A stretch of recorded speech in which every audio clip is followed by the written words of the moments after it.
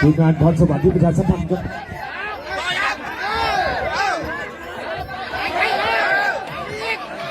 มีเสียงเชียร์ครับมีเสียงเชียร์ครับแดงในของเซนเตกคุกขันโอ้ตรง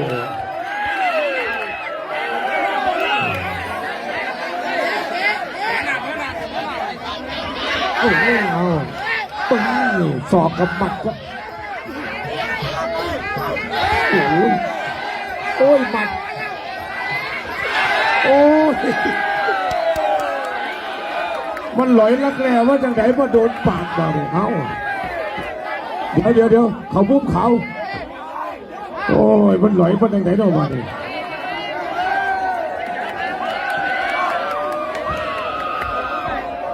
โอ้มันหลอยผ่านลักแร้ว่าจังไหนมาเนี่ย